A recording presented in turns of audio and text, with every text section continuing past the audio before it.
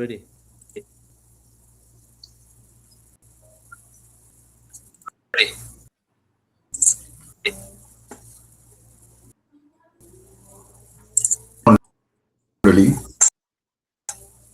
শুভ সন্ধ্যা।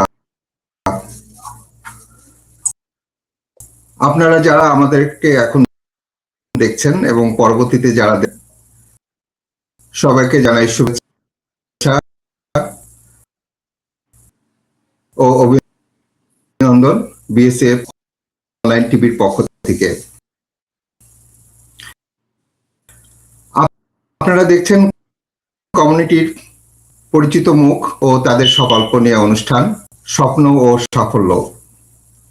অনুষ্ঠানটি সঞ্চালনায় আছি আমি মাসুদুল হাসান এবং আমার সাথে এবং কারিগরি সহযোগিতায় আছেন বর্মত।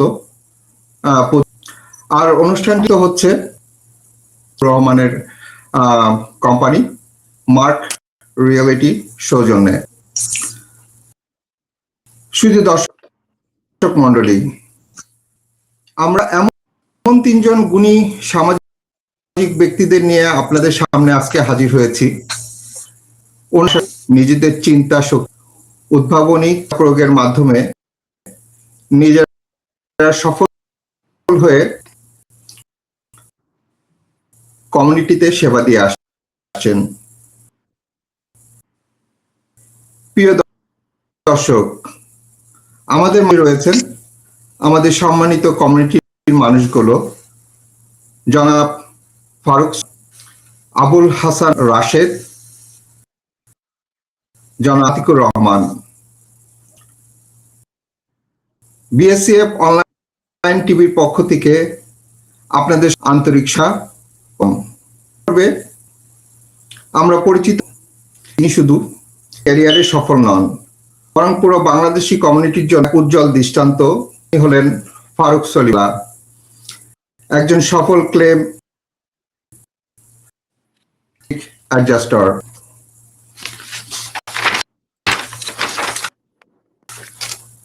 পেশাজীবী, তিনি মানবিক মানুষ। বাংলাদেশি কমিউনিটির পাশে দাঁড়িয়ে দেওয়া এটাই তার জীবনের অংশ। আজ আমরা শুনবো তার জীবনের গল্প, কিভাবে শুরু থেকে তিনি এই পর্যায়ে পৌঁছেছেন, কি তার চ্যালেঞ্জ, কিভাবে তিনি ক্লেম অ্যাডজাস্টার হিসেবে নিজেকে প্রতিষ্ঠিত করেছেন।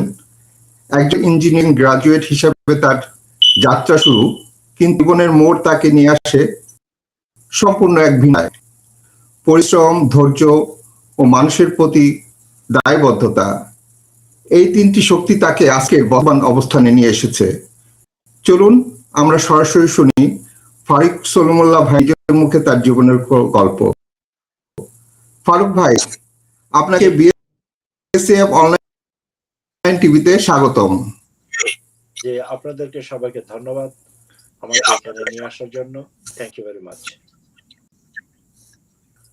প্রথমেই জানতে চাই আপনার জীবনের গল্পটা কেমন ছিল?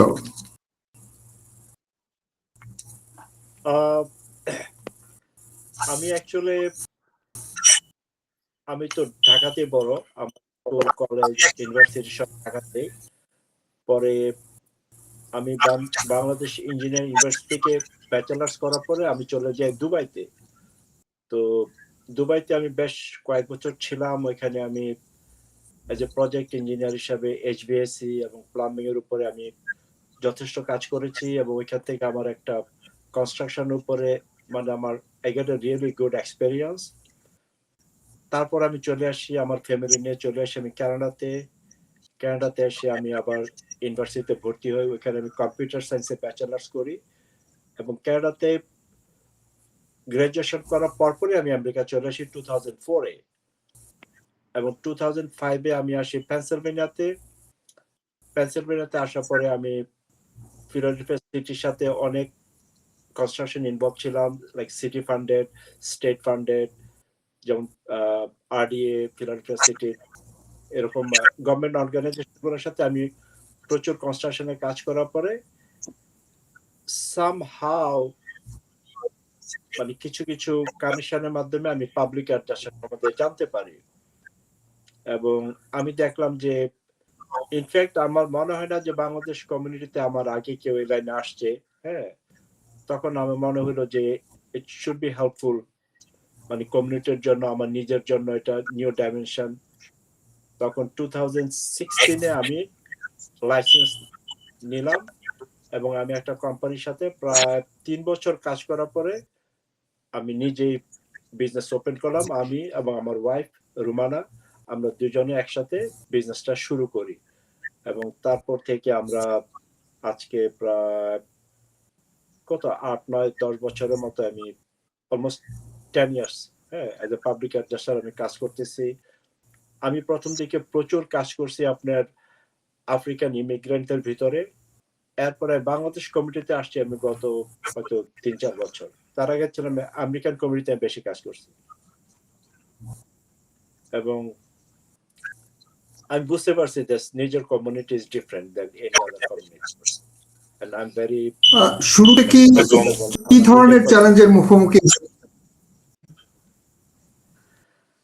আমার খুব একটা চ্যালেঞ্জ হয় নাই, যেহেতু একজন পাবলিক অ্যাডজাস্টার হওয়ার জন্য আপনার মেইন যেটা সেটা হলো আপনাকে স্ট্রং কনস্ট্রাকশন ব্যাকগ্রাউন্ড থাকতে হয় এবং আপনাকে ক্লোজ মানে অবজারভেশন, আপনি খুব মানে অবজারভেশন যদি আপনি খুব স্ট্রং হন এবং আপনি যদি কনস্ট্রাকশন ব্যাকগ্রাউন্ড থাকে তাহলে খুব একটা প্রবলেম হয় না। ডেফিনেটলি প্রথম প্রথম তো ইন্স্যুরেন্স কোম্পানিগুলোর সাথে আমি যখন নেগোসিয়েশন করি অ্যাজ এ বাংলাদেশি, অনেকে হয়তো অত মানে সিরিয়াসলি নেয় না ব্যাপারটা, বা অনেকে অত, কিন্তু আপনার যদি টেকনিক্যাল নলেজ থাকে দেন দে উইল অ্যাকসেপ্ট ইউ।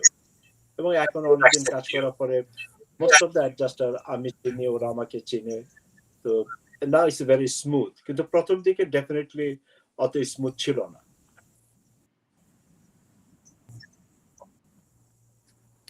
জি, ধন্যবাদ ভাই, আপনার সুন্দরভাবে আহ্বান করলেন আপনার জীবনের শুরুটা। এবার আমরা মজুমদারকে বলবো আমাদের পরবর্তী ভাইয়ের বিষয়ে কিছু জানার জন্য। ধন্যবাদ ড্যানিয়েল ভাই। আসসালামু আলাইকুম। বিএসইএফ অনলাইন টিভির পক্ষ থেকে সবাইকে জানাই আন্তরিক শুভেচ্ছা। আজকের বিশেষ পর্বে আমরা কথা বলবো একজন সফল প্রবাসী ব্যবসায়ী, বাংলাদেশি আইটি স্পেশালিস্ট এবং সফল ব্যবসায়ী আবুল হাসনাত রাশেদের সঙ্গে। আবুল হাসনাত রাশেদ তিনি একদিকে যেমন আইটি সেক্টরে নিজের দক্ষতার পরিচয় দিয়েছেন, তেমনি 7-11 ফ্র্যাঞ্চাইজিস ব্যবসা এবং সম্প্রতি একটি নতুন রেস্টুরেন্ট চালু করে নিজেকে প্রতিষ্ঠিত করেছেন একজন সফল উদ্যোক্তা হিসাবে। পাশাপাশি তিনি কমিউনিটির জন্য একজন সহানুভূতিশীল এবং সহযোগিতাপূর্ণ মানুষ হিসেবে পরিচিত। চলুন আজ তার জীবনের সংগ্রাম, সফলতা, অনুপ্রেরণা গল্প শুনি সংক্ষেপে তার কাছ থেকে। রাশেদ ভাই, আপনাকে বিএসইএফ অনলাইন টিভিতে স্বাগতম। কেমন আছেন ভাই? আলহামদুলিল্লাহ, থ্যাংক ইউ। আসসালামু আলাইকুম এবং ধন্যবাদ বিএসইএফ টিভিকে আমাকে আজকে এই অনুষ্ঠানে আমন্ত্রণ জানানোর জন্য এবং আপনাদের কমিউনিটি অ্যাক্টিভিটি সব কাজের জন্য আপনাদেরকে ধন্যবাদ। ধন্যবাদ ভাই। আপনার কাছে একটি প্রশ্ন থাকলো, আপনার জীবনের শুরুটা কেমন ছিল আমেরিকাতে এবং এই অবস্থানে আসার পেছনে আপনার যাত্রাটা একটু সংক্ষেপে শেয়ার করবেন। ইউএসএ তে আমার যাত্রা সহজ থেকে কঠিন ছিল। আমি যখন ইউএসএ আসি back on 2000 end of 2001 2002 end of 2002 দিকে ইয়ং এজ ইমিগ্রেশনের মাধ্যমে আসা। আমি কলেজ স্টুডেন্ট ছিলাম বাংলাদেশে, ইন্টার ফার্স্ট ইয়ার। এখানে আসার পরে আবার হাই স্কুল লাইফ শেষ করি, কলেজ। আমাদের সময় যারা 2001 সাল 2000 বা 2000 সালে যারা আমরা এখানে ছিলাম, আমাদের পড়ালেখা, ফ্যামিলি সাপোর্ট একটু টাফ ছিল। আমরা যখন এখানে আসছি আমাদের পক্ষে ফুল টাইম ক্লাস করা সম্ভব ছিল না। আমাদেরকে ফ্যামিলিকে সাপোর্ট করা লাগতো। পার্ট টাইম ক্লাস করার পরেই যতটুকু সম্ভব ক্লাস করা, ওইটা আমাদের জন্য মেন ইয়ে ছিল, চ্যালেঞ্জ ছিল। এবং ওভারঅল 6 বছর লাগছে আমার, 6 থেকে 7 বছর প্রায় ক্লোজ টু 7 ইয়ার আমার লাগছে আমার ব্যাচেলর কমপ্লিট করতে, তাও অনলাইন ক্লাস করে, not in campus. Overall it was a challenge, but nowadays I'm getting my benefit.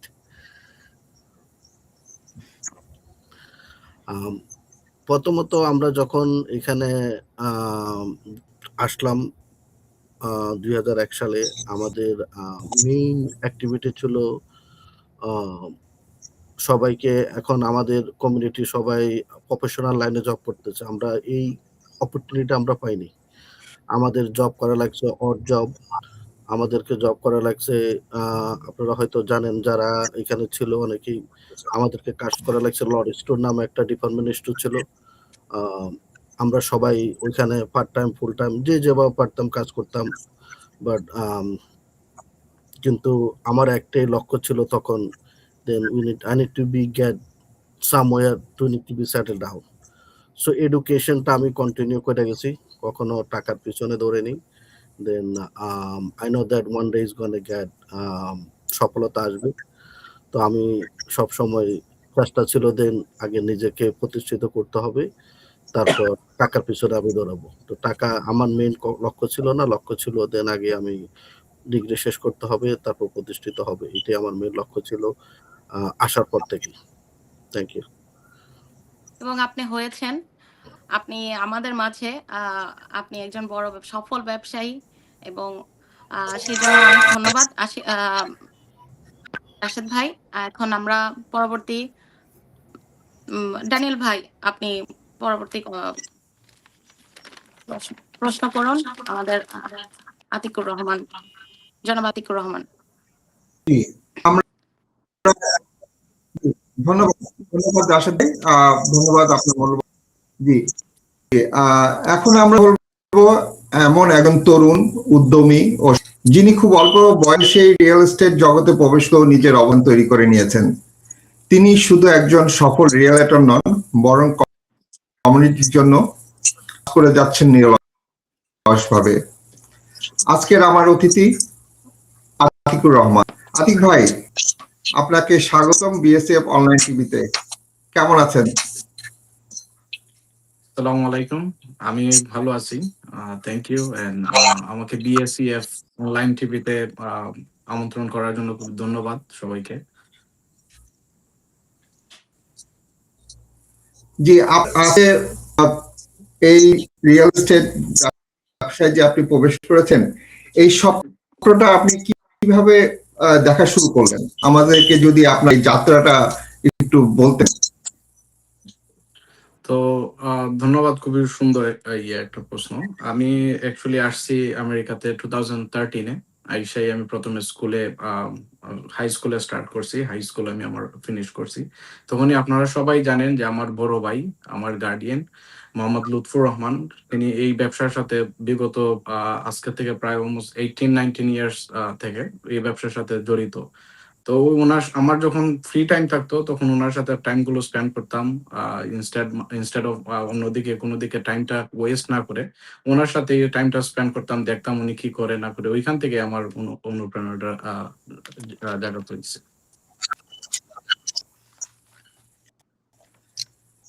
আচ্ছা, ধন্যবাদ আতিক ভাই। আমরা আবারও আপনার কাছে ফিরে আসবো। আমরা এখন ফিরে যাচ্ছি ফারুক সলিমুল্লাহ ভাইয়ের কাছে। ফারুক সলিমুল্লাহ ভাই, আপনার কাছে আমার কোশ্চেন যে পাবলিক অ্যাডজাস্টার, আমাদের বাংলাদেশি কমিউনিটিতে অনেকেই পাবলিক অ্যাডজাস্টার সম্পর্কে তেমন জানে না।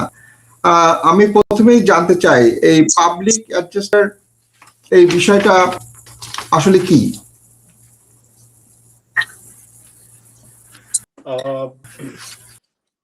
পাবলিক অ্যাডজাস্টার হলো, আপনি বলতে পারেন যে মিডলম্যান। যেমন আপনারা অনেক সময় আপনাদের প্রবলেম হলে, যেমন আপনারা অ্যাটর্নির কাছে যান আপনাদের হয়ে কাজ করার জন্য, পাবলিক অ্যাডজাস্টার হলো আপনার মানে বিটুইন ইন্স্যুরেন্স কোম্পানি এবং যে প্রপার্টি ওনার বলতে আমি বুঝেছি যাদের বাড়ি আছে, যাদের রেন্টাল প্রপার্টি আছে, যাদের বিজনেস আছে, যে কোনো রকম business, hotel business, grocery business, any business, হ্যাঁ, এগুলোর সাথে তো সবাই আপনার ইন্স্যুরেন্স ক্যারি করে। তো আপনাদের যখন প্রবলেম হয়, আপনারা যখন ইন্স্যুরেন্সে ক্লেম করেন, আপনারা নিজে ক্লেম না করে আপনি একজন প্রফেশনাল মাধ্যমে ক্লেমটা যদি করেন, এই প্রফেশনাল যে মিডিয়াটা যেটা, সেটাই পাবলিক অ্যাডজাস্টার। যখন আপনারা পাবলিক অ্যাডজাস্টার আপনাদের হয়ে কাজ করবে, ইনফ্যাক্ট আপনারা কিছুই করবেন না, পাবলিক অ্যাডজাস্টার আপনাদের সমস্ত ইনফরমেশন নিয়ে প্রফেশনাল ওয়েতে ইন্স্যুরেন্সে ক্লেম করবে। এবং পাবলিক অ্যাডজাস্টারের কাজ হইল, ইনফ্যাক্ট পাবলিক অ্যাডজাস্টার আপনাদের সমস্ত কাজ করবে A to Z, এবং ক্লেমটাকে ম্যাক্সিমাইজ আপনাকে ফান্ড আনার জন্য বা লসটা রিকভার করার জন্য চেষ্টা করবে। এটা হলো পাবলিক অ্যাডজাস্টারের কাজ।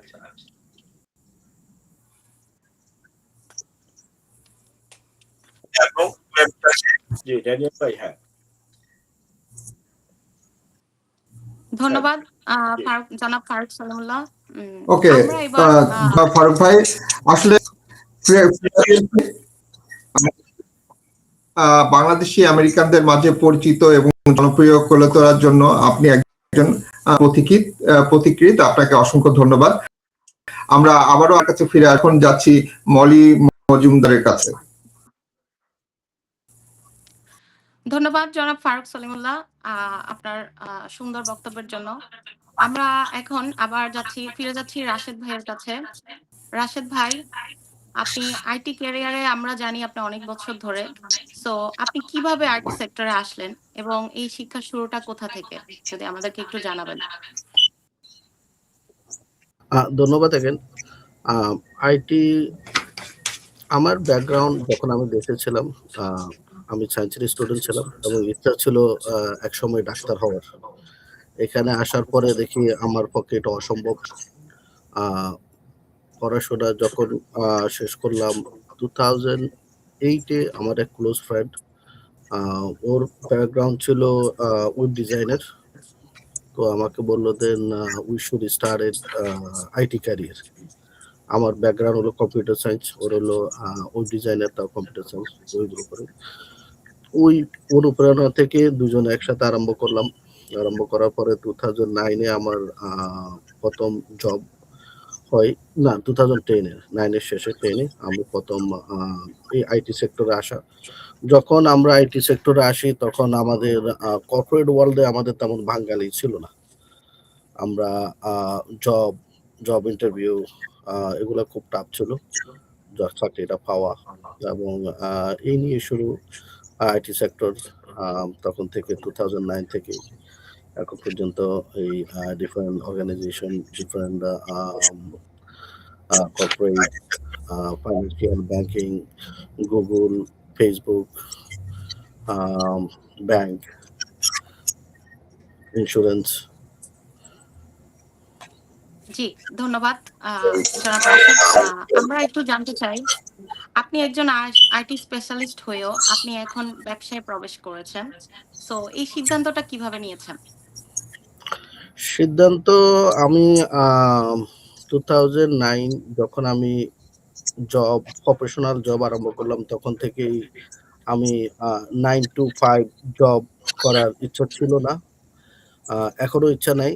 কারণ আমাদের যখন একটা ফ্যামিলি লাইফ হয়ে যায়, আপনি যখন 9টা থেকে 5টা জব করবেন, আপনার is 9 hour gone and you working for somebody that is just getting a salary and that's it. আপনার personal life, family life, social activity আপনাকে কিছু করা অসম্ভব হয়ে যায়। তখন থেকে আমি চিন্তা করলাম then I need to be start my own business. ওই চিন্তা করি আমি বিজনেসে আসা এবং দেখি বিজনেস গ্রোথ, এবং I have a target date to quit my IT professional. জি, আমরা আরো জেনেছি আপনি রেস্টুরেন্টের বিজনেসের সাথে সাথে আপনি আরো একটি নতুন ব্যবসা নিয়েছেন। সেটার অনুপ্রেরণা কিভাবে আসলো আবার, সেটা যদি একটু জানাতেন।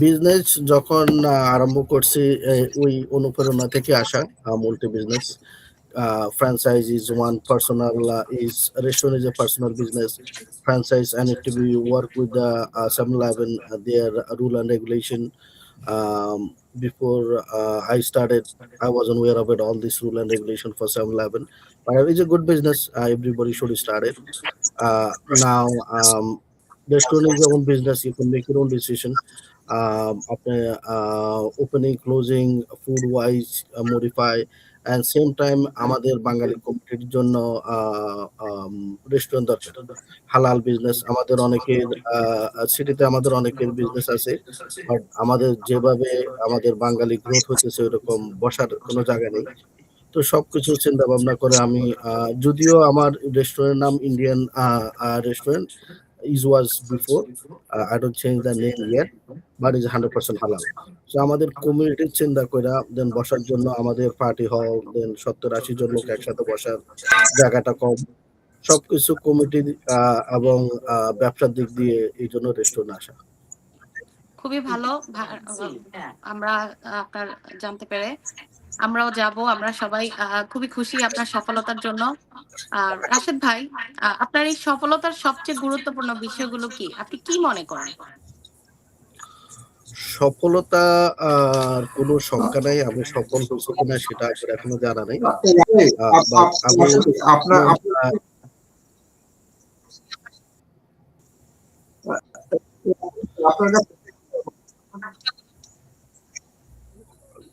আমি কথা শুনতে পাই নাই ইজ কাট অফ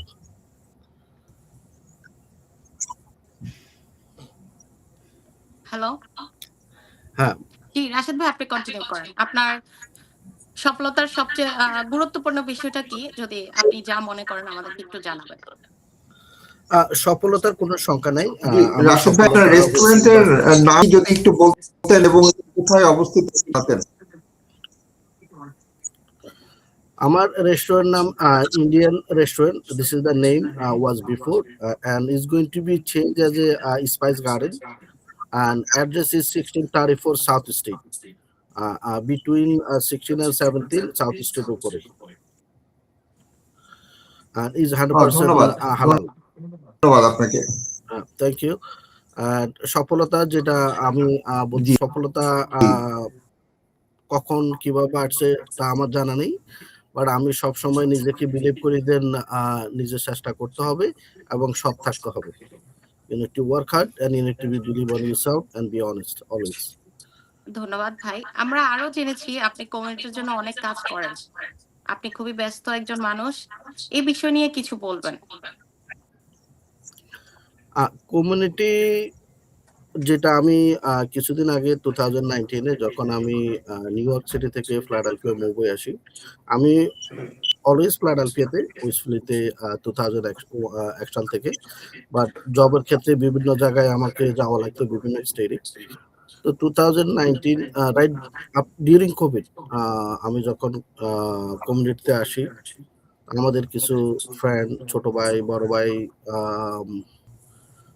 ওরা অনেকে জবলেস হয়ে গেছিল তো অনেক কিছু লোক আমার কাছে আসলো দেন কিছু আমাকে জবের ব্যবস্থা করে দেওয়ার জন্য তো 2019 আমি আমাদের কমিউনিটির অনেক ইয়ং ছেলেদেরকে আইটি সেক্টরে নিয়ে আসছি ওদেরকে আমি হেল্প করছি এবং ওই হেল্প করা ইজ ফ্রি হেল্প বাট একটা পয়েন্টে ওরা আমাকে কিছু হেল্প ওরা টাকা দিছে ওরা বললো দেন আমি ফ্রি করব না ওরা একটা ডিসাইড করে কিছু টাকা দিছে ওই টাকা দিয়ে আমি একটা মসজিদ নির্মাণ করছি এই কমিউনিটির স্টুডেন্ট আমাদের যারা কলেজ গ্রাজুয়েশন করছে ওই ছেলেগুলা দিয়ে এবং টাফদের আমি বিভিন্ন অ্যাক্টিভিটির সাথে জড়িত মোদের পাঠশালা সোসাইটি মসজিদ যখন যেভাবে পারি ওভাবে হেল্প করি খুবই ভালো রাশেদ ভাই আপনার সাথে কথা বলে এবং লাস্ট আপনার থেকে একটু সময় নিব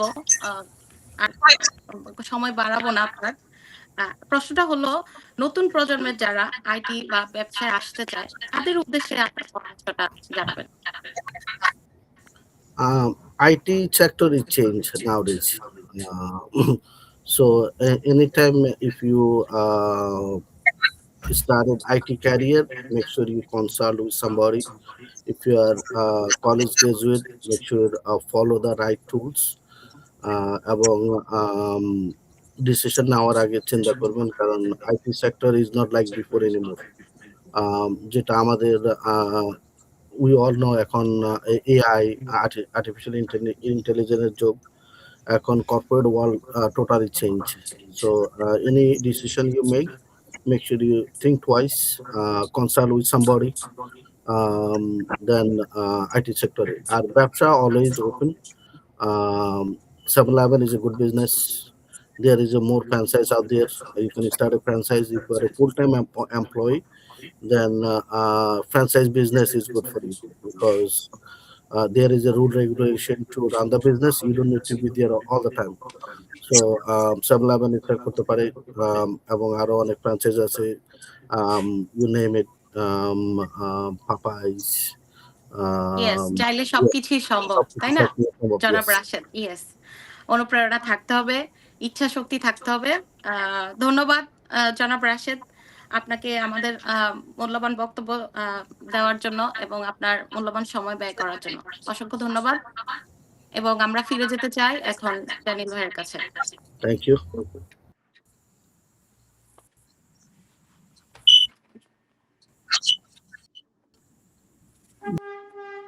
জি,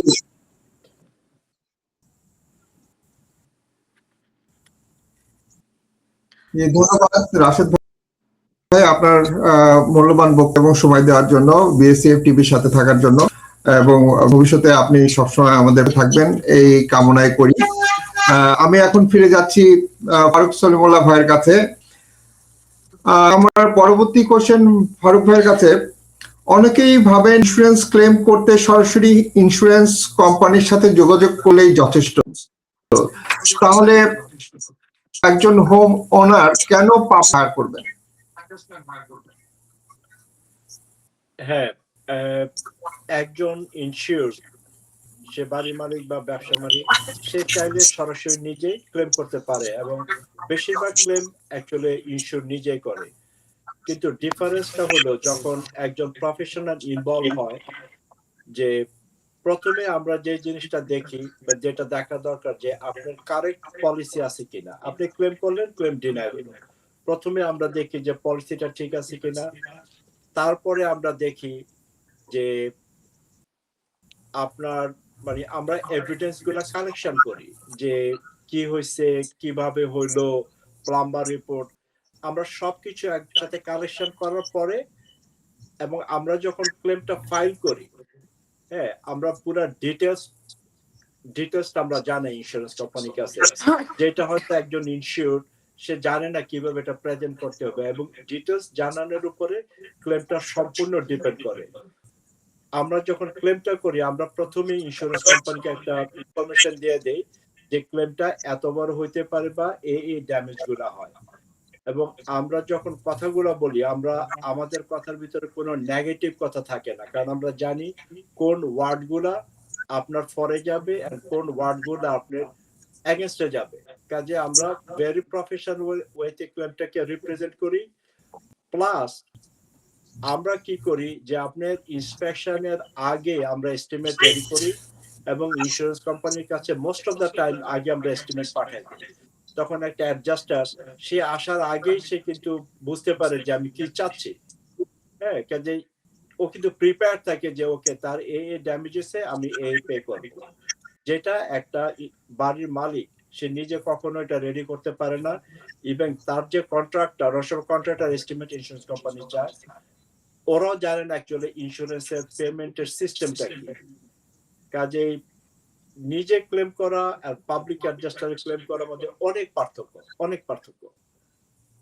এবং ইন্স্যুরেন্স কোম্পানি অনেক সময় প্রচুর এভিডেন্স চায়, যে এভিডেন্স গুলো আমরা আগে কালেকশন করে ফেলি। তো হয়তো অল্প সময় আমি অত ডিটেলস পড়তে পারতেছি না যে কি কি এভিডেন্স আমরা কালেকশন করি। হ্যাঁ, মেইনলি এস্টিমেট আমরা নিজেরা করি, আমরা ইন্স্যুরেন্স এস্টিমেট নেই। এটা অনেক ডিফারেন্স হয় আর কি। আপনার ধন্যবাদ ফারুক ভাই, অনেক মূল্য তথ্য দিলেন আপনি। আমি আরো জানতে চাচ্ছি, তাহলে কি তাহলে কোন পরিস্থিতিতে একজন ইনশোর্ড পাবলিক অ্যাডজাস্টারের সাথে যোগাযোগ করবে? আমি বলবো যে যখনই আপনাদের কোনো ড্যামেজ হবে, যে কোনো রকম ড্যামেজ, এটা হতে পারে আপনার বাথরুম থেকে লিক হতে পারে, কিচেন থেকে লিক হতে পারে, বেসমেন্টে পানি আসতে পারে, আপনার কেউ চুরি করতে পারে, এনি কাইন্ড অফ যখন ইনসিডেন্ট হয়, ড্যামেজ হয়, ফার্স্ট আপনাদের উচিত হলো একজন প্রফেশনালের সাথে কথা বলা। হ্যাঁ, যে প্রফেশনালের সাথে কথা বলে প্রথমে সে অ্যাকচুয়ালি আপনার সমস্ত ইনফরমেশন গ্যাদার করে সে বুঝবে যে এটা আসলেই ক্লেম, এটা কি ক্লেম না এটা ক্লেম না। এবং ক্লেম হলে, কারণ আপনি তো ছোট ছোট ক্লেম করার কোনো যুক্তি নাই, তাই না? তো আমি বলবো যে প্রথমে আপনি অ্যাডজাস্টারকে কল করবেন। কল করার পরে আপনি জানবেন, প্রথমে আপনাকে দেখা উচিত যে আপনার পলিসিটা কি রাইট পলিসি নাকি আপনার পলিসিতে আনার কভারেজ নাই। তো এই জন্য আমি বলবো যে যখনই আপনাদের কোনো ইনসিডেন্ট হয়, প্রথমে এভিডেন্স গুলো রাখা, ইনফরমেশন গুলো রাখা খুব জরুরি। তখনই আপনার উচিত পাবলিক অ্যাডজাস্টার ফোন করা। এতে আপনি কিছু লুজ করতেছেন না, বা এটার জন্য আপনাকে কোনো চার্জ করতেছে না। ইভেন ওভার দা ফোনেই কিন্তু আপনাকে একটা মোটামুটি গাইডলাইন দিতে পারবে যে এটা এইভাবে মুভ করবে। তো এবং নট অনলি দ্যাট, আপনারা অনেক সময় জানেন না, ম্যাক্সিমাম সময় আপনারা জানেন না যে আপনাদের কি রকম পলিসি আছে। কারণ ইন্স্যুরেন্সের পলিসি বিভিন্ন রকমের পলিসি আছে, এক এক ইন্স্যুরেন্স কোম্পানি এক এক ভাবে পলিসি রাখে। আমি বলবো যে আপনাদের সবার উচিত যে কোনো একজন প্রফেশনালকে দেখানো যে দেখেন আমার পলিসিটা ঠিক আছে কিনা। নতুন পলিসি নেওয়ার আগে অবশ্যই যোগাযোগ করা উচিত যে ভাই আমি কিরকম পলিসি নেব, আমি এই চাই আমার এই দরকার। আমরা আপনাকে প্রপারলি গাইড করতে পারবো যে আপনি এইভাবে পলিসি নেন। ইভেন আপনাদের পুরানো যে পলিসি গুলো আছে, অলরেডি আপনাদের যে পলিসি আছে ওইটা আপনারা আমাকে দেখাতে পারেন। এটাকে বলে ডেক্লারেশন পেজ। আপনাদের পলিসি ডেক্লারেশন পেজটা যদি আমাদেরকে দেখান, আমরা আপনাকে বলতে পারবো যে আপনার রাইট পলিসি না আপনার পলিসিটাকে মডিফাই করা দরকার আছে। অনেক সময় আপনারা ওভার পলিসি রাখেন, অনেক সময় আন্ডার পলিসি রাখেন, অনেক সময় অনেক পলিসি আছে যেটা হলো স্ট্যান্ডার্ড পলিসি, বেসিক্যালি এটা তো কোনো কভারেজ দেয় না। অনেক পলিসি আছে এটাকে বলে lander place policy, it's too dangerous policy. তো আপনাদের জানা উচিত অ্যাকচুয়ালি আপনাদের কি আছে। It would not cost anything actually. আমি বলবো যে প্রত্যেকের উচিত জানা যে তার কিরকম পলিসি আছে, তার কি রাইট পলিসি আছে, রাইট অ্যামাউন্ট আছে, এটা কিন্তু অবশ্যই জানা উচিত। কারণ আপনি অনেক সময় জানবেন যখন ইনসিডেন্ট হবে, তখন এটা আর ব্যাক করবেন না। আমি বলবো যে ধন্যবাদ। জি জি আপনারা চাইলে ধন্যবাদ। জি জেনুইন বলেন। ভাই আপনাকে অসংখ্য ধন্যবাদ, আপনি খুবই গুরুত্বপূর্ণ তথ্য দিচ্ছেন আমাদেরকে। আমরা আরো অনেক আমাদের জিজ্ঞাসা আছে আপনার কাছে, আমরা আবারও কাছে আমরা এই মুহূর্তে আমাদের উদীয়মান রিয়েলটর আতিকুর রহমানের কাছে আমরা জানতে চাচ্ছি এই ফিল্ডে আসার জন্য আপনি কিভাবে নিজেকে বেসিক্যালি প্রস্তুত করেছেন? থ্যাংক ইউ ড্যানি ভাই। হ্যাঁ, আমি আপনারা জানেন আমি কি বলে এডুকেশন ব্যাকগ্রাউন্ড ওয়াইজ আমি আমার স্নাতক কমপ্লিট করেছি টেম্পল ইউনিভার্সিটি থেকে। এবং আমি সেই তখন ঠিক সেম টাইমে আমি আমার রিয়েল এস্টেট যে লাইসেন্সের যে কোর্সগুলো থাকতো, এবং আমি লাস্ট ইয়ারে আসছিলাম যে ইয়ারে আপনার ইন পার্সন বা ওই যে কি বলে আপনার ওই ক্রেডিট আসছিল, ওই ক্রেডিট গুলো মানে ইয়ে করতে হইতো এই কোর্সের জন্য। তারপর থেকে ওরা কি করছে, ওইটা সেম কোর্সটারই শুধু আওয়ারলিতে চেঞ্জ করে নিছে। এটা ডিফারেন্ট স্টোরি, এখন সবকিছু শুধু আওয়ারলি ইয়াতে আছে। তো আমি যখন আমি আমার টেম্পল ইউনিভার্সিটিতে ছিলাম, ওইখানে আমি আমার কোর্সটা কমপ্লিট করি, এবং ওইখান থেকে তারপরে আমি আমার লাইসেন্সের পরীক্ষার জন্য আমি আমার নিজেকে প্রস্তুত করি। নিজেকে প্রস্তুত করার পরেই আপনার আমি আমার লাইসেন্স পাওয়ার পরে তখন আমি কিন্তু আমার যে টেম্পল ইউনিভার্সিটি থেকে আমি আমার স্নাতক কমপ্লিট করে নাই। তো আপনারা জানেন আমার বড় ভাই উনি তখনই ইয়ে করে বললেন যে না, তুমি তোমার স্নাতক কমপ্লিট করো, তারপরে you decide whatever you want to do. তো আমি আমার স্নাতক কমপ্লিট করার যেদিন কমপ্লিট করছি ওইটার পরে আমি জিজ্ঞেস করলাম যে what you want me to do. তো তারপর থেকে মানে রিয়েল এস্টেট লাইসেন্সটা আমার যে ব্রোকারেজ আছে, ব্রোকারেজের সাথে আপনার অ্যাক্টিভ করে আমি আমার এই লাইনে সম্পূর্ণভাবে ফিল্ডে চলে আসি। তারপরে বেসিক্যালি আপনার এই ইয়ার পর থেকেই শুধু লাইসেন্স নেওয়ার পরে আপনি real estate agent, that's a different story. আপনার রিয়েল এস্টেটের পিছনে রিয়েল এস্টেট এজেন্ট হতে বা আপনার যে ইনফরমেশন আছে কমিউনিটি সার্ভিস, সো এগুলো দিতে অনেক মেন্টরশিপের দরকার হয়। আমার জন্য আমি আমার নিজের সেলফ যে স্টোরিটা আছে ইটস ভেরি ইজি। আমার বড় মেন্টর, আমার নিজের আপন বড় ভাই, উনি আমাকে গাইড করছে কিভাবে কি করতে হয় না হয়। ওনার যে ট্রানজাকশন গুলো আছিল আমি ওভারলুক করতাম, ওইখান থেকে আমি আমার নিজেকে প্রস্তুত করি। জি, ধন্যবাদ আতিক ভাই। আপনি আসলেই আপনার একজন বড় ভাই পাওয়াতে খুবই আপনি লাভবান হয়েছেন, আপনি খুবই ভাগ্যবান। তো আপনি খুব দ্রুত আপনার ক্যারিয়ারে গ্রোথ করেছেন, এর পিছনে কি কি বিষয়ে কাজ করেছেন? তো ধরুন ফর এক্সাম্পল আমি ব্র্যান্ড নিউ, আমার কোনো ব্যাকবোন ছাড়া আমি রিয়েল এস্টেটে প্রবেশ করতেছি, তো এটা definitely is gonna be hard work. তো এটা আমার ফেস করতে হয় নাই। ওই সময়টা আমি আমার যে রিয়েল এস্টেটের যে গোল আছে বা ইয়ে আছে, ওইগুলোতে আমি এমপ্লয় করছি যে আমরা কি করলে মানে একটু একটু নিজেকে একটু ভিন্ন ইয়ে করতে পারবো। সো আমার যেহেতু অনেক অনেক বিষয়ে সময় দিতে হয় নাই, ইয়ে করতে হয় নাই, আমি একটু সময় পাওয়াতে আমরা একটু একটু differently out of the box think করে ওইটাতেই আমরা মানে একটু পরিচিতি ইয়ে হয়ে এখানে আমরা ইয়ে করছি।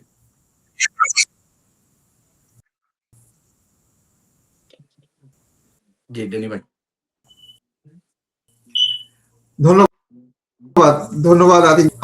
আমরা আবারও আপনার কাছে ফিরে আসবো, আমাদের অনেক কিছু জানার আছে, যেহেতু আপনি আমাদের সর্বকনিষ্ঠ রিয়েলেটর আছেন আমাদের এই কমিউনিটিতে। তো আপনার কাছে আমাদের অনেক কিছু, আমরা আবার ফিরে আসছি ফারুক সলিমুল্লাহ ভাইয়ের কাছে। আমি জানতে চাই সলিমুল্লাহ ভাই, যে পাবলিক অ্যাডজাস্টার কাদের হয়ে কাজ করেন, ইনসিওরড না ইনসুরার? পাবলিক অ্যাডজাস্টার কাজ করে ইনস্টিটিউটের হয়, বাড়ির বাড়ির মালিক, বিজনেসের মালিক, যাদের পলিসি যারা হোল্ড করে। পাবলিক অ্যাডজাস্টার রিপ্রেজেন্ট করে ইনস্টিটিউটকে, আর ইন্স্যুরেন্স অ্যাডজাস্টার রিপ্রেজেন্ট করে ইন্স্যুরেন্স কোম্পানিকে। পাবলিক অ্যাডজাস্টার এবং ইন্স্যুরেন্স অ্যাডজাস্টার দুইজনে মিলে ক্লেমটাকে মানে সেটেল করে। আমরা কাজ করি আপনাদের হয়ে, মানে আমরা ইন্স্যুরেন্সের হয়ে কাজ করি না, আমার কাজ করি আপনাদের হয়ে। আমাদের কাজ হলো আপনাদেরকে ম্যাক্সিমাম টাকা নিয়ে আসা কি আপনাদের জন্য। ধন্যবাদ, ধন্যবাদ ফারুক ভাই। আমার আরো একটি কোশ্চেন আছে, এই আপনারা সার্ভিসটা দিয়ে থাকেন, এর জন্য যে এর পেমেন্ট প্রসিডিউরটা কিরকম, এটা কিভাবে হয়? যে আমাদের সার্ভিসটা অ্যাকচুয়ালি আমরা যে টাকাটা আমরা আনি কাইন্ড অফ অ্যাটর্নিদের মতো, যে আমরা একটা পার্সেন্টেজ আমরা আমাদের সার্ভিস চার্জ নেই। এটা ডিপেন্ড করে ক্লেমের উপরে। যদি বড় ক্লেম হয় ছোট পার্সেন্টেজ, যদি স্ট্যান্ডার্ড ক্লেম হয় একটা স্ট্যান্ডার্ড পার্সেন্টেজ থাকে। তবে মানে এটা কোনো মানে লামসাম বা ফিক্সড অ্যামাউন্ট না। আপনারা টাকা পেলে আমরা টাকা পাবো, আপনারা না পেলে আমরা পাবো না। কাজেই সেজন্য আমাদের কাজ হলো আপনাদের ক্লেমটাকে ম্যাক্সিমাইজ করা। তো আমাদের এটা অ্যাকচুয়ালি আমরা একটা সার্ভিস ফি নিয়ে কাজ করি আর কি। ধন্যবাদ ফারুক ভাই। এখন আমি জানতে চাই আপনাদের আপনাদের অফিস কোথায় অবস্থিত এবং আপনাদের কোনো ওয়েবসাইট আছে কিনা, আমরা কিভাবে আপনাদের সাথে কমিউনিকেশন করব, বা আমাদের যদি কোনো ক্লেম আমরা কিভাবে আপনাদের সাথে যোগাযোগ করব? আমাদের অফিস স্প্রিংফিল্ড, আপনার আপার ডাবি খুব কাছে স্প্রিংফিল্ড। আমাদের অফিসের অ্যাড্রেস 353 বাল্টিমোর পাইক, সেকেন্ড ফ্লোর, স্প্রিংফিল্ড, PA 19064। আর আমাদের অফিসের টেলিফোন নাম্বার 484-494-9110। আমার সেলফোন 484-550-2573। আমি রিপিট করতেছি, আমার 484-550-2573। আপনারা যে কোনো সময় আমাকে কল করতে পারেন। তবে একটা জিনিস আমি আপনাদেরকে বলবো, যে আপনাদের যে পলিসিটা আছে, বর্তমানে যে পলিসিটা আপনারা হোল্ড করেন, আপনারা ডেফিনেটলি আমি বলবো যে আপনারা পলিসিটা আমাকে দেখান। আপনারা আপনাদের ডেক্লারেশন পেজটা যদি আমাকে ইমেল করেন, আমি পলিসিটা দেখে বলতে পারবো যে আপনাদের পলিসিটা কিরকম পলিসি আছে, এটাকে কি চেঞ্জ করার দরকার আছে না এটা ঠিক আছে। দেখেন, আপনারা যাদের কাছে ইন্স্যুরেন্স নেন, ইন্স্যুরেন্স এজেন্ট এবং পাবলিক অ্যাডজাস্টার সম্পূর্ণ আলাদা। ইন্স্যুরেন্স এজেন্ট আপনাকে পলিসি দেয় কভারের জন্য, কিন্তু আমরা যেহেতু ইন্স্যুরেন্স কোম্পানির সাথে ক্লেম নিয়ে ডিল করি, আমরা জানি একজন ইন্স্যুরেন্স কোম্পানিগুলো কোন কোন পয়েন্টের উপরে পে করে, কোন কোন পয়েন্টের উপরে পে করে না। কাজে যেহেতু আমাদের ওই এক্সপেরিয়েন্স আছে যে পেমেন্টের ব্যাপারে, যে ক্লেমের ব্যাপারে, ইন্স্যুরেন্স যে যারা ইন্স্যুরেন্স রাখে ওদের কিন্তু ক্লেমের ব্যাপারে এক্সপেরিয়েন্স নাই। কাজে ওরা যেভাবে আপনাকে গাইড করবে, একজন পাবলিক অ্যাডজাস্টার ডিফারেন্ট ওয়েতে গাইড করবে। আপনাদের অ্যাকচুয়ালি দুজনেরই গাইডেন্স নেওয়া দরকার। যে আপনাকে পলিসিটা দিচ্ছে তার কাছ থেকেও সেকেন্ড একটা অপিনিয়ন নেওয়া দরকার, যে আমাদের মতো যারা পাবলিক অ্যাডজাস্টার আছে। তো আমি বলবো যে আপনারা যখন নতুন পলিসি নেন, আমাদের সাথে যোগাযোগ করেন যে কিরকম পলিসি নেব, অথবা আপনার অলরেডি পলিসি থাকলে ডিক্লারেশন পেজটা আমাকে ইমেল করতে পারেন। ইমেল করলে, আপনি ফোন করলে আমি ইমেল নাম্বারটা দিব, হয়তো এখন মনে রাখতে পারবেন না, তাহলে আমি দেখে বলতে পারবো যে মানে এটা ঠিক আছে কি বা চেঞ্জ করার দরকার আছে কি। জি, ধন্যবাদ ফারাই। ধন্যবাদ। তো আপনাদের যাদের ক্লেম আপনারা যা ধরনের হয়ে থাকে, আপনারা অবশ্যই ফারুক ভাইয়ের সাথে যোগাযোগ করবেন। উনি এই ধরনের সমস্যার সমাধান দিয়ে থাকেন। ওনার অফিস 353 বাল্টিমোর পাইক, সেকেন্ড ফ্লোর, ফিল্ড। ওনার ওয়েবসাইট হচ্ছে www.public.pa। যোগাযোগ। ভাই, আমি জানতে চাই আপনার একটা মিনিট, আমি একটা জিনিস বলতে চাই যে যখনই আপনাদের যে কোনো রকমের ড্যামেজ হবে, ইনসিডেন্ট হবে, just feel free to call me. হ্যাঁ, অতটা আমার কাছে একটা অ্যাডভাইসও নিতে পারবেন, আমি বলতে পারবো যে এভাবে মুভ করেন বা এভাবে মুভ, মানে আমি আপনাকে অ্যাডভাইস করতে পারবো। কাজে যে কোনো প্রবলেম অলওয়েজ আমাকে একটা কল করবেন, আইদার ক্লেম করেন বা না করেন, জাস্ট টেক অ্যান অ্যাডভাইস। জি সরি ড্যানিয়েল, আপনি কিছু বলছিলেন। জি, ধন্যবাদ, অসংখ্য। আমি বলতে চাচ্ছিলাম যে আপনারা পেনসিলভেনিয়া ছাড়া আর কোন স্টেটে আপনাদের এই সার্ভিস দিয়ে থাকেন? ও, আমরা দুইটা স্টেট, নিউ জার্সি এবং পেনসিলভেনিয়া, আমরা বোথ স্টেট আমরা। আচ্ছা, তো আমি এই মুহূর্তে আবার যদি একটু আতিক ভাইয়ের কাছে ফিরে যাই, আমি আপনার কাছে আবারও ফিরে আসবো। আমি জানতে চাই আতিক ভাইয়ের কাছে, আপনি কমিউনিটির জন্য অনেক ভালো কাজ এবং করেন, এই অনুপ্রেরণা কোথা থেকে আসে, একটু যদি আমাদের সাথে শেয়ার করতেন। ধন্যবাদ। আমার প্রথমে আমার ছিল, আমার মনের ভিতর থেকে আসে যে কমিউনিটির জন্য করে কাজ করার জন্য। আপনারা জানেন আমি আমাদের যে হোম টাউন হবিগঞ্জ ডিস্ট্রিক্ট সোসাইটির সাথে আমি জড়িত আছি, এবং আমি আমাদের পেনসিলভেনিয়ার সর্ববৃহৎ যে আছে নন প্রফিট আছে, Bangladesh education sports association of Pennsylvania, সবাই বেসআপ নামে জানেন, ওইটার সাথে আমি জড়িত আছিলাম। তো আমরা ওইখান থেকে মানে কমিউনিটির জন্য কোনো কিছু করার জন্য আমরা অনুপ্রেরণা থাকতো। প্লাস আপনার আমরা যখন রিয়েল স্টেটে আসি, আমরা অনেকেই ফেস করি, আমরা ফার্স্ট জেনারেশন, সো আমরা অনেকে ফেস করি যে আমাদের যে ফাইন্যান্সিয়াল যে ব্যাকবোনটার আছে, ওইটার জন্য আমাদের সিটি অফ ফিয়াতে অনেক ধরনের গ্র্যান্ট আছে। ওইটা আমাদের, আমি সুনামের সাথে বলতে চাই যে আমরা আজকে নর্থ ইস্ট ফিলাডেলফিয়া বা সারাউন্ডিং এরিয়ার যে লোকেশন গুলো আছে, ওইগুলোতে আমরা যে সার্ভিস গুলো দিয়ে যাচ্ছি, আমরা ফার্স্ট টাইম হোম বায়ারের জন্য, আমার ভাই প্রথম থেকে এই বিষয় নিয়ে অনেক সময় ইয়ে করতো। ওইটার সাথে সাথে আমিও নিজেকে ওইটার সাথে জড়িত করি, যে আমাদের যে ফার্স্ট টাইম হোম বায়ার যে গভর্নমেন্ট থেকে কিছু গ্র্যান্ট আসতো, ওইগুলো কিভাবে আমরা ইউটিলাইজ করতে পারি, আমাদের বায়ারের জন্য ইয়ে করে আনতে হয়। ওইটাতে আমাদের অনেক শ্রম দিতে হয়। ওইটা আমরা সেক অফ কমিউনিটি ওইটা আমরা দিতে রাজি, কারণ আমাদের যে community is not a huge, আমাদের অনেকের হিউজ ব্যাকগ্রাউন্ড নাই, প্লাস ফাইন্যান্সিয়াল ব্যাকগ্রাউন্ড ওই রকম তো আমরা পর্যায়ে যাই না, যেহেতু আমরা ফার্স্ট জেনারেশন ইন আমেরিকা। জি জি, অসংখ্য ধন্যবাদ আতিক ভাই। আপনার কাছে আমি জানতে চাই, যেহেতু আপনি আমাদের একজন উদীয়মান ডিরেক্টর এবং সর্বকনিষ্ঠ, তো আগামী 5 থেকে 10 বছরে আপনি নিজেকে বা আপনার কাজকে কোথায় দেখতে চান? থ্যাংক ইউ ডেনি ভাই। হ্যাঁ, অফকোর্স আমার একটা ভিশন আছে, যেহেতু আমি রিয়েল এস্টেটে আছি। Real estate is all about vision.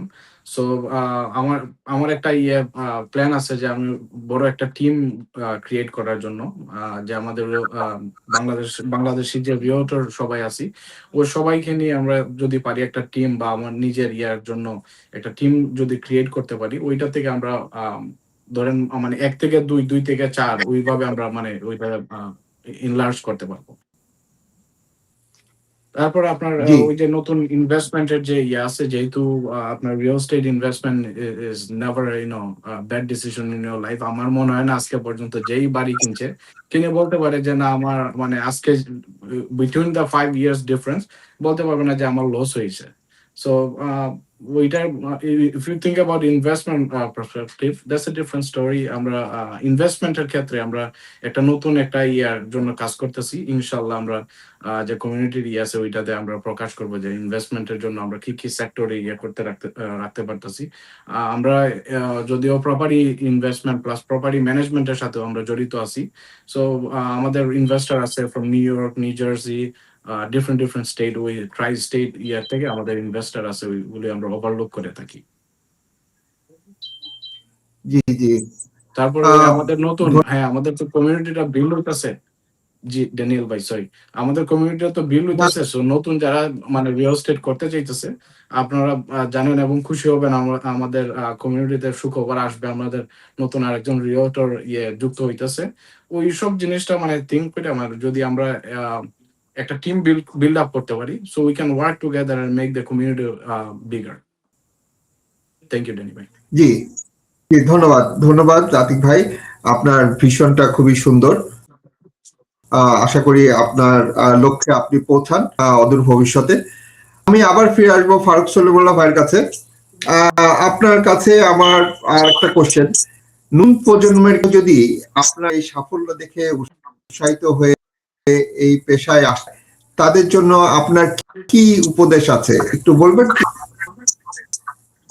Definitely আমি তো চাই যে, কারণ আমার জানা মতে আমি তো আমাদের কমিটিতে একজন পাইছি যিনি পাবলিক অ্যাডজাস্টার নিউ জার্সিতে, আমার আর কাউকে আমি দেখি নাই। তো আমি অবশ্যই চাই যে কমিউনিটির আরো কেউ নতুন কেউ আসুক, আমার সাথে জয়েন করুক, আমার কাছ থেকে শিখুক, শেখা পরে সে নিজেই স্টার্ট করতে পারে। হ্যাঁ, এটা এরকম কোনো টাফ কিছু না, কিন্তু কোন একজন গাইড যদি না করে তাহলে এটা অনেক দিন লাগে শিখতে। তো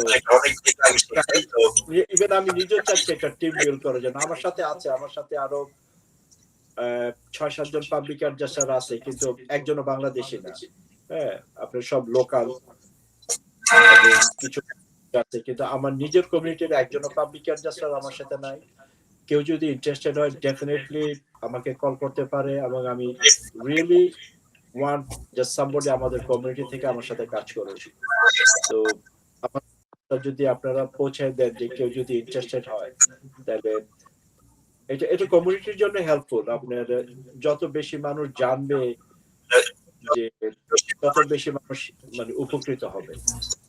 আমরা নিজেও তো একসময় জানতাম না, তাই না? আমরা নিজেও জানতাম। আমার বাসায় ড্যামেজেস ইন্স্যুরেন্স কোম্পানি এসে উল্টাপাল্টা বলে কিছু দেয় না। এটার জন্য কি ধরনের ব্যাকগ্রাউন্ড বা এডুকেশনাল ব্যাকগ্রাউন্ড দরকার? পাবলিক অ্যাডজাস্টার জন্য মেইনলি সেটা হলো আপনার কনস্ট্রাকশনে খুব স্কিল হইতে হবে, কারণ পুরো জিনিসটা কনস্ট্রাকশন বেসড। হ্যাঁ, আপনাকে প্রথমে জানতে হবে কনস্ট্রাকশন, এটা হলো ফার্স্ট, এটা হলো মেইন। এরপরে আপনি যদি আরেকটু উপরে লেভেলে যেতে চান, আপনাকে এস্টিমেটটা শিখতে হয়, নেগোসিয়েশন শিখতে হয়। তো মেইনলি ক্লোজ অবজারভেশন থাকতে হয় যে একটা ক্লেম আমরা যা দেখি এটা অনেক সময় তা না, এটার পিছনে ইট কুড বি ভেরি মানে এক্সটেন্ডেড লেভেলের ড্যামেজ হতে পারে। কিছু জিনিস আছে হিডেন। হ্যাঁ, যেমন আমি দেখলাম যে আমার সিলিংটা ভিজে গেছে, নষ্ট হয়েছে, কিন্তু সিলিং এর ভিতরে কি আছে এটা আমাকে জানতে হবে। হ্যাঁ, যে শুধু আমি যেটা চোখে দেখতেছি তা না। ইভেন কি হচ্ছে, ধরেন আপনার পানি টেনে আসে, আপনার শীত সব ভিজে গেছে, তাই না? আপনি ইন্স্যুরেন্স কে কল করছেন, ইন্স্যুরেন্স কোম্পানি 15 দিন পরে আসে, আইসা দেখছে সব dry, they are not pay anything. কিন্তু আপনি তো জানেন না যে যখন এটা হয়েছে আপনাকে কিছু, যদি আপনি প্রুফ রাখতেন, যেমন আমাদের ময়েশ্চার মিটার আছে, ময়েশ্চার মিটার দিয়ে আমরা ছবি নিয়ে দেখে যেটা, তখনই আমরা এটাকে ছবি মানে আপনার ছবি ফটো তুলে রাখি। তো যদি 2 সপ্তাহ পরে সে আমাকে দেখে যে দেখো 2 সপ্তাহ আগে পানি আসছিল এবং এটা কিন্তু ভিজা ছিল, then he has to remove it. কিন্তু আপনি যদি এটাকে প্রুফ করতে না পারেন, আপনি তো দিবে না। হ্যাঁ, তো মেইনলি পাবলিক এডজাস্ট নেওয়ার জন্য আপনাকে কনস্ট্রাকশন ব্যাকগ্রাউন্ড থাকতে হয়, একটা স্টেট লাইসেন্স নিতে হয়, then you have to work with someone slowly. প্রথমে আপনি ক্লেম জমা দিলেন, পরে আপনি ইন্সপেকশনে গেলেন, পরে এস্টিমেট, ইটস টেক টাইম, কিন্তু ইউ ক্যান লার্ন ইট। অবশ্যই এটা শেখা যায়, কিন্তু ফার্স্ট আপনাকে কনস্ট্রাকশন ব্যাকগ্রাউন্ড থাকতে হবে, কনস্ট্রাকশনটা বুঝতে হয়, খুব ভালো মতো বুঝতে হয়। কারণ আপনার যে অ্যাডজাস্টার আছে কোম্পানি থেকে, আপনাকে তার থেকে বেশি নলেজ থাকতে হবে। আপনি যদি নলেজে তাকে বিট করতে না পারেন, আপনি ক্লেমটাকে সুন্দরভাবে ক্লোজ করতে পারবেন না। হ্যাঁ, মানে আপনাকে মানে ডেফিনেটলি ওকে সুপারসিড করতে হবে বাই নলেজ, কনস্ট্রাকশন নলেজ দিয়ে। ডেনি ভাই, সলিমন ভাইয়ের কাছে একটা কোয়েশ্চন আমার, যদিও মানে আমরা দুজনে সেম রিলেটেড মানে ইন্ডাস্ট্রিতেই আছি। আমার প্রথম কোয়েশ্চন হচ্ছে, ফর এক্সাম্পল আপনি তো মানে ছোট ছোট যে ক্লেম গুলো আছে ওইগুলো নিয়ে ইয়ে করতেছেন। ফর এক্সাম্পল আমরা যে সবগুলো ফেস করি, ধরেন একটা বাড়িতে গডসে আগুন লাগার পর উইথিন দ্যাট 24 আওয়ার যে টাইম ফ্রেম, 24 আওয়ারের পরে আপনার ফ্রেন্ডস ফ্যামিলি সবাই তো জানা যাবে, সবাই একটা অ্যাডভাইস দেবে, বা উইথিন দ্যাট 24 আওয়ার যে টাইম ফ্রেমটা আছে বা 48 আওয়ার টাইম ফ্রেম, ওই সময়টায় আপনি কি মানে অ্যাডভাইস করতে চাচ্ছেন? আচ্ছা, প্রথমে আমি বলি যে লুৎফর ভাইয়ের মাধ্যমে কিন্তু আমি একটা ফায়ার ক্লেম করছি। হ্যাঁ, জানি আমি। হ্যাঁ, আচ্ছা, কামাল ভাইয়ের মাধ্যমে আপনাদের আগে আমি 3টা ফায়ার ক্লেম করছি। হ্যাঁ, আমি প্রচুর ফায়ার ক্লেম করি। হ্যাঁ, তো ইনফ্যাক্ট 24 আওয়ার্স বলতে কোনো জিনিস নেই। আপনার যখন কিছু হয়, আজকে যদি কিছু হয়, আপনার 1 বছরের ভিতরে আপনি ক্লেম করতে পারেন, ঠিক আছে? কিন্তু কথা হলো কি, আমি কি 1 বছর ওয়েট করব? না। আপনার যতই দিন যাবে ততই এভিডেন্স নষ্ট হয়ে যাবে, এবং ততই ইন্স্যুরেন্স কোম্পানি কোশ্চেন করবে যে তুমি কেন দেরি। ইভেন আপনি যদি 1 মাস পরে ক্লেম করেন, আমাদেরকে বলে যে সে এতদিন ক্লেম কেন করে না।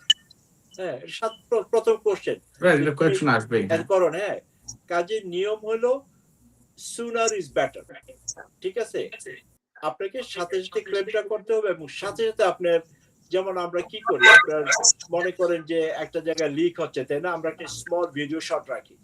হ্যাঁ, যে আমি, ও যখন আসবে তখন তো পানিটা সে দেখবে না, আমরা ময়েশ্চার মিটার রাখি, আমরা ফ্লোরের ছবি, প্রচুর আমরা ছবি রাখি। হ্যাঁ, ইভেন আমরা একটা ওয়ালের ভিতরে রেখে রাখি যেটা কোন ওয়ালটা রেখে ভিডিও শুট করি, মানে কোনোভাবে সে স্কিপ করতে পারবে না। যত রকমের প্রুফ সে চাইতে পারে সবগুলো আমরা আগে রেখে রাখি আর কি, কাজে তার না বলার তার কোনো সুযোগই নেই। না, যদি আপনার ধরেন ফর এক্সাম্পল আপনি যে কেসটা নিয়ে বলতেছেন যে লুৎফর ভাই আপনার ইয়ে দিছে, ফর এক্সাম্পল ওইটাতে আগুন লাগছিল, তো ওইটার যে মানে টেনেন্ট বলেনি আর যে আপনি নিজেই থাকেন হুয়াভার ইট ইজ, ওই সময়টা আপনারা তো শেল্টার দিবে, ওদের যে ইয়ে আছে ওইটাতে within the same time frame ওরা তো এটা শেল্টার ইয়ে করে দিবে। বাট আপনি মানে প্রথমে কি মানে আপনার এজ এ আপনি মনে করেন যে পাবলিক অ্যাডজাস্টার যারা আছেন জাস্ট লাইক ইউ, মানে ওদের সাথে কন্ট্যাক্ট ইয়ে করার জন্য, ওই যাতে থার্ড পার্টিও আসে, ওরা কল দিয়ে বোর্ড টোড লাগানোর জন্য, দ্যাটস এ ডিফারেন্ট স্টোরি। হ্যাঁ হ্যাঁ, সো ওইটা তখন থেকে মানে আপনারা বলতে চাচ্ছেন যে এটা খাবার আপ করে নিয়ে যাচ্ছেন। না, হ্যাঁ, যখন এরকম যখন ফায়ার হয় আমরা কি করি, প্রথমে আমরা তাকে সাজেস্ট করি যে আপনি হোটেলেও যেতে পারেন, আপনি কোনো রিলেটিভের কাছেও যেতে পারেন। আপনি যদি হোটেলে যান, ইন্স্যুরেন্স কোম্পানি আপনাকে ওরা পে করবে। প্রথম 1 দিন 2 দিন হয়তো আপনাকে করতে পারে। আমরা যখন ক্লেমটা ওপেন করব, সাথে সাথে আমরা ইন্স্যুরেন্সের মাধ্যমে পেমেন্টটা করাই। চাইলে আপনার কোনো আত্মীয়-স্বজনের বাসায় থাকতে পারেন, ইন্স্যুরেন্স কোম্পানি যে বাসায় আপনি থাকবেন ওইখানেও আপনাকে পে করবে। এবং আপনাকে হাউজিং এবং ফুড 2টা সহ পে করে তখন। সেম অ্যামাউন্ট আপনি ক্লেম করবেন যে এটা আপনার ইভেন আপনার ভাইয়ের বাসায় থাকলেও আপনি এটা ক্লেম করতে পারেন। হ্যাঁ, কাজে ইমিডিয়েট আমরা এটা সাজেস্ট করি 1-2 দিনের ভিতরে আপনার মোটামুটি ধরে যে ক্লেমটা, কারণ ইন্স্যুরেন্স কোম্পানিকে ক্লেম করার পরে টেক অ্যাট লিস্ট 48 আওয়ার্স যে অ্যাডজাস্টার অ্যাসেন হওয়ার জন্য আর কি।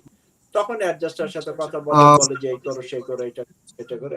তার আগে ইমিডিয়েটলি আইদার আপনি হোটেলে যেতে পারেন অথবা আপনি যে কোনো রিলেটিভের বাসায় যা থাকতে পারেন। রাইট। জি, ধন্যবাদ সলিমুল্লাহ ভাই, জি, গুরুত্বপূর্ণ তথ্য দিলেন। আসলে আমাদের হাতে সময় স্বল্প, তো আমরা আরেকটা কোশ্চেন করতে চাই আতিক ভাইয়ের কাছে। সেটা হচ্ছে যে আপনি নতুন প্রজন্মের জন্য কি ধরনের ভবিষ্যৎ দেখতে চান, যদি একটু বলতেন। ডেফিনেটলি আপনার যারা গ্রো আপ হচ্ছে, স্কুলে করে যাচ্ছেন, educational background, education is the backbone of our self. আপনার এডুকেশন লাগবে। সেম থিং, আমি যখন আমার রিয়েল এস্টেট লাইসেন্সটা করে নিলাম, তখনই কিন্তু আমি আমার টেম্পল ইউনিভার্সিটি থেকে আমার গ্রাজুয়েশন কমপ্লিট করি নাই। তখনই আমার ভাই বলছে, no, you finish your education first and then do whatever you got to do. But এটা আমি আমার নিজের যে সেলফ আছে, ওইটা থেকে আমি বলতে চাচ্ছি যে শিক্ষা আমাদের এটা লাগবেই লাগবে। ফর এক্সাম্পল, আজকে আমরা যে কাজটা পাইতেছি ব্যাচেলার ডিগ্রি দিয়ে, উইথিন 10 ইয়ার্স বা 15 ইয়ার্স লেটার ওইটার ক্রাইটেরিয়াটা তখন চলে যাবে মাস্টার্স ডিগ্রিতে। তো আমরা ডেফিনেটলি যে এডুকেশন আছে ওইটা আমরা মাথায় রাখবো সবসময়। এবং আপনার যে কোনো জিনিস আপনি ট্রেড ওয়ার্ক বা কোনো কিছুতে যদি দক্ষ মনে করেন, আপনি এটা নিয়ে কাজ করেন, দেখেন আপনি কি আপনার ভিশনটা কিভাবে করে সেট করতে পারেন। জি, ধন্যবাদ আতিক ভাই। আমি আরেকটা কোশ্চেন আতিক ভাইয়ের কাছে জানতে চাচ্ছি যে যারা এই ফিল্ডে আসতে চায় বা হতে চায়, তাদের জন্য আপনি কি পরামর্শ দিবেন? এখন হ্যাঁ, ওই আমাদের রিয়েল এস্টেট এজেন্ট যদি কেউ হতে চাচ্ছে বা কোনো আগ্রহ দেখাচ্ছে, ওরা প্রথমেই আপনার এখন যে আমাদের কোর্সের এটা আই থিঙ্ক লাস্ট 3 ইয়ার্স ওইটা চেঞ্জ হয়ে গেছে। আমি আগেও বলছি মিটিং এ যে আমি আসছিলাম লাস্ট যে real estate 1 and real estate 2 দুইটা কোর্সই আমার নিতে হয়েছে। তারপরে এটা 74 আওয়ার্স এর একটা আওয়ারলি লিমিটেড একটা কোর্স হয়ে গেছে। So you can do it online, most of the time আপনি অনলাইনে করতে পারবেন। তো আপনার ওইটা করার পরে আপনার লাইসেন্সিং এর জন্য স্টেটে আপনার অ্যাপ্লাই করতে হবে। লাইসেন্স দিয়ে তারপরে আপনার লাইসেন্স আনার পরে যে কোনো একটা ব্রোকারেজের সাথে ওইটা অ্যাক্টিভ করতে হবে। এইগুলো হচ্ছে শুধু আপনার লাইসেন্সটা আনার জন্য। But as I said, real estate is not a easy world. Real estate আমরা যেভাবে ভাবতেছি যে you sell a house and একটা হয়ে যায়, no, it's a family bonding. আপনি যার কাছে একটা বাড়ি বিক্রি করেন বা একটা বাড়ি লিস্ট করেন, ওদের সাথে একটা ফ্যামিলি বন্ডিং এর মতো আপনার হয়ে যায়, কারণ অনেক পার্সোনাল ফাইন্যান্সিয়াল ডিসিশনের সাথে আপনি জড়িত থাকেন। তো ওইটা থেকে আপনার একটা ক্লিয়ার গোল সেট করতে হবে যে আপনি কোন ইয়াতে যাইতে চাচ্ছেন। প্লাস আপনার রিয়েল এস্টেটে করে আসার পরে ভালো একজন মেন্টর আপনাকে আপনার যে কোনো ব্রোকারেজে যান, ওই ব্রোকারেজে তো মেন্টর থাকবেই। যদি আপনার চান আমাদের নিজের ভাষার কোনো মেন্টর বা কোনো আমাদের যে কোম্পানি আছে রিয়েলিটি মার্ক, ওই রিয়েলিটি মার্কে করতে পারবেন। তখন আমার ভাই আছে, ওয়ে মোর এক্সপেরিয়েন্স। আমাদের কাছ থেকে এখনো অনেক এজেন্ট আছে, আমাদের বাঙালি এজেন্টই, ওনারা কল দিয়ে ওইগুলো কোন সময় কোন ইয়েটা করতে হবে। কারণ real estate is a very tricky thing. আপনার paper work has to be on time. আপনার পেপারে কি আছে ওইটা রাখতে হবে। আর আপনি যখন একটা ভিশনটা আপনাকে বড় করবেন, তখন নেটওয়ার্কিং ইজ ভেরি ইম্পর্টেন্ট। আপনার নেটওয়ার্ক রাখতে হবে, কোন এজেন্টের সাথে কি, কোন ব্রোকারেজের সাথে কি হচ্ছে, কোথায় ওপেন হাউস হচ্ছে, কোথায় ইয়ে হচ্ছে না হচ্ছে ওইগুলো, প্লাস আপনার মর্গেজ ব্রোকার থাকে, মর্গেজ ব্রোকারের সাথে আপনার সবসময় একটা ভালো ইয়ে থাকতে হয়। ওদের যে কোনো কোনো কিছু যদি চেঞ্জ হয়, আলটিমেটলি অনেক জিনিস কিন্তু মানে গাইডলাইন্স প্লাস আপনার যে ক্রাইটেরিয়া এগুলো আছে এগুলো চেঞ্জ হয়। Everyday is being changing. FHA loan, conventional loan, could be anything, but এটা চেঞ্জ হয়। সো ওদের সাথে যখন আপনি কিপ ইন টাচ থাকেন, ওরাই বলে দেবে কোন সময় কোন ইয়ে হবে না হবে। থ্যাংক ইউ ড্যানি ভাই।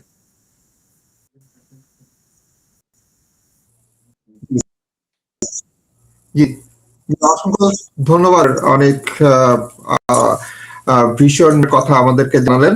তো আমরা একদম অনুষ্ঠানের শেষ পর্যায়ে চলে এসেছি, এবং আর কিছু আমি এখন ফারুক সলিমুল্লাহ ভাইকে কাছে জানতে চাচ্ছি যে আপনার এই কমিউনিটিকে কিছু বলার আছে কিনা, আপনি কি কিছু বলতে, আপনার কোনো মেসেজ কি দিতে পারেন? আমি এটাই বলবো যে মানে আপনারা যখন ইন্স্যুরেন্স নেন, আপনারা খুব কেয়ারফুল থাকবেন যে ইন্স্যুরেন্স এই না যে আমি ইন্স্যুরেন্স নিচ্ছি যে আমার ইন্স্যুরেন্স আছে আমি সবকিছু কভার করি, জিনিসটা তা না। বিভিন্ন রকমের ইন্স্যুরেন্স আছে, কিন্তু আপনি একটা জিনিস বুঝবেন যে ইন্স্যুরেন্স কোম্পানি গুলা দে আর ইন দ্য বিজনেস, রাইট? ওরা তো কেউ না কেউ ইন্স্যুরেন্স কোম্পানিটা ওন করে, আইদার কোনো পার্সন বা তার ফ্যামিলি কেউ না কেউ ওন করে। কাজে ওরা তো বিজনেস আছে, তাই না? কাজে আপনাকে খেয়াল রাখতে হবে যে আপনাকে ওরা কি দিচ্ছে, এটা খুব মানে কেয়ারফুল থাকতে হয় আর কি।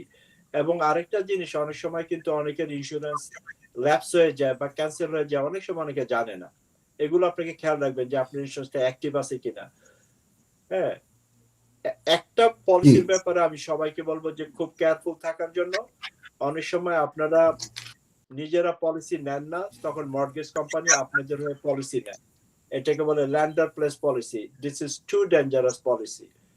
ইউজুয়ালি রেগুলার ইন্স্যুরেন্সের 4টা কভারেজ থাকে, কিন্তু ল্যান্ডার প্লেস পলিসিতে মোস্ট অফ দ্য টাইম একটা কভারেজ থাকে। হয় আপনি বেশি প্রিমিয়াম পে করেন কিন্তু কভারেজ পান একটা, তাও ইনসাফিসিয়েন্ট। হ্যাঁ, তো এটি আর কি, আপনারা মেক শিওর যে আপনাদের প্রতিটা প্রপার্টিতে ইন্স্যুরেন্স থাকে। ইন্স্যুরেন্স ছাড়া কখনো থাকবেন না, এবং ভালো ইন্স্যুরেন্স কোম্পানির কাছ থেকে পলিসি নেবেন, ভালো পলিসি নেবেন। হয়তো একটু বেশি হতে পারে, বেশি কি জন্য ওরা চার্জ করে, যেহেতু ওরা বেশি টাকা দিবে, এটা মনে রাখবেন। যখন চিপ পলিসি হয় টেকনিক্যালি কিছুই দেয় না। হ্যাঁ, ইটস জাস্ট স্যাটিসফ্যাকশন যে আমার একটা ইন্স্যুরেন্স আছে। যখন আপনার প্রবলেম হবে দেখবেন আপনি কোনো টাকাই পাবেন না। এই জন্য ভালো ইন্স্যুরেন্স নেবেন, একটু বেশি হবে কিন্তু ভালো ইন্স্যুরেন্স। আর খেয়াল রাখবেন যে পলিসি যেন ক্যান্সেল না হয়। এটা আমার জাস্ট অ্যাডভাইস সবার কাছে। ধন্যবাদ, ধন্যবাদ ফারুক সলিমুল্লাহ ভাই।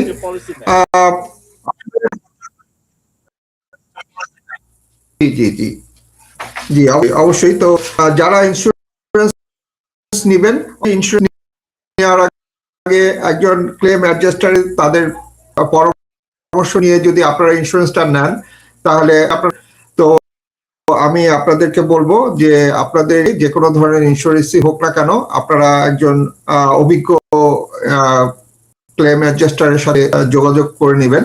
তাহলে আপনারা আপনাদের ইন্স্যুরেন্সটা সঠিক হলো কি, আপনারা ঠিকমতো আপনাদের কোনো ড্যামেজ হলে সেটা আপনাদের ক্লেমটা ঠিকমতো পাবেন কিনা, সেই বিষয়গুলো আপনারা জানতে পারবেন। সো আপনারা অবশ্যই একজন পাবলিক অ্যাডজাস্টারের সাথে যোগাযোগের মাধ্যমে আপনাদের ইন্স্যুরেন্স নেবেন। আপনারা করবেন রিম পাবলিক অ্যাডজাস্টমেন্ট এলএলসি সাথে, ওনারা সার্বক্ষণিক আপনাদের জন্য আছেন। তো ধন্যবাদ ফারুক সলিমুল্লাহ ভাই। আসলে ফারুক সলিমুল্লাহ ভাইয়ের এটা তার পেশা না, এটা তার একটি দায়িত্ব। অনেক বাংলাদেশি পরিবার আজ তার সহায়তায় তাদের দাবি পেয়েছে। ধন্যবাদ ফারুক সলিমুল্লাহ ভাই, আপনার মূল্যবান এই অনুপ্রেরণামূলক কথা। আতিক ভাই, আপনার কোনো অ্যাডভাইস আছে কিনা আমাদের এই কমিউনিটি নিয়ে?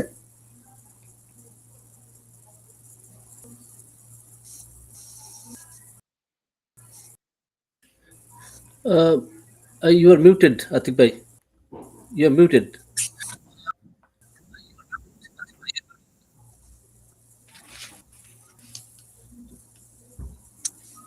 You can quickly log out and log back in, please.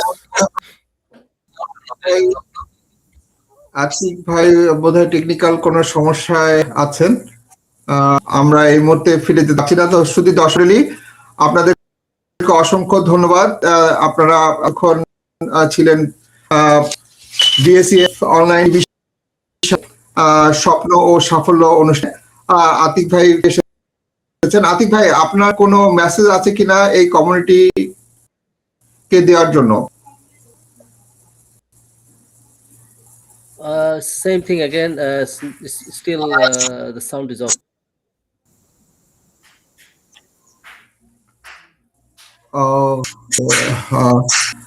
So Let's just. আমরা আসলে শেষ পর্যায়ে চলে এসেছি। তো দর্শক মন্ডলী, আপনাদেরকে অসংখ্য ধন্যবাদ।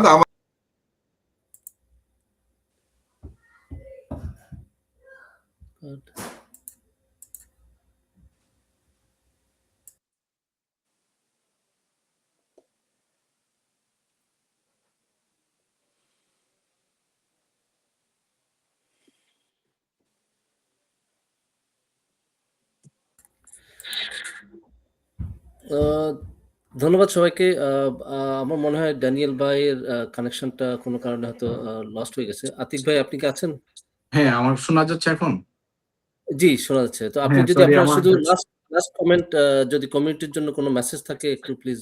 হ্যাঁ, আমাদের কমিউনিটির জন্য একটাই মেসেজ, শুধু আমাদের কমিউনিটিকে আর একটু শক্তিশালী করতে হবে। আমাদের যে কমিউনিটির যে লিডার আছেন, বা লিডার বলতে ওইরকম ইয়ে নাই, বাট যারাই মানে মেইন স্ট্রিমে বা মেইন ইয়াতে আছেন, একটু মানে outside of the box think করে দেখেন কিভাবে সবাইকে একত্রভাবে ইয়ে করে কমিউনিটির আরেকটু স্ট্রং করা যায় কিনা। ওইটাই শুধু। Thank you. আচ্ছা, ধন্যবাদ আপনাদের দুজনকেই। ধন্যবাদ ফারুক সুলাইমান ভাই, আর ধন্যবাদ। আপনাদের মূল্যবান সময় দেওয়ার জন্য। আর আগামী অনুষ্ঠানে, যে কোনো অনুষ্ঠানে আবার নিশ্চয়ই দেখা হবে। আপনাদের দুজনকে আপনাদের মূল্যবান সময় দেওয়ার জন্য অনেক ধন্যবাদ। BSF TV. ধন্যবাদ সবাইকে। ধন্যবাদ সবাইকে অনুষ্ঠান দেখার জন্য। ধন্যবাদ। আমি ড্যানিয়েল ভাই, উনি এখনো কানেকশন ফিরে পাননি। আমার মনে হয় আমরা এখানেই শেষ করতে পারি। ধন্যবাদ সবাইকে। অনুষ্ঠানটা একটু লম্বা হয়ে গেছে, দীর্ঘ হয়ে গেছে। তো আমি আশা করি যে সবাই যে কোনো ধরনের টেকনিক্যাল জন্য গ্লিচ থাকে, এগুলোর জন্য একটু ক্ষমাসুন্দর দৃষ্টিতে দেখবেন। আমরা চেষ্টা করছি রেগুলারলি একটা মানে টিভি প্রোগ্রাম কন্টিনিউ করার জন্য। কিছু টেকনিক্যাল সমস্যা আমাদের আছে, বাট আমরা আশা করি যেটা আস্তে আস্তে ওভারকাম করতে পারবো। আপনাদের সহযোগিতার জন্য অনেক ধন্যবাদ। আপনাদের দুজনকে আবার ধন্যবাদ। আমরা অনুষ্ঠানটা শেষ করছি। থ্যাংক ইউ সবাই। Thank you, BSEF for having us. Thank you. ওকে, আসসালামু আলাইকুম। Waalaikumsalam.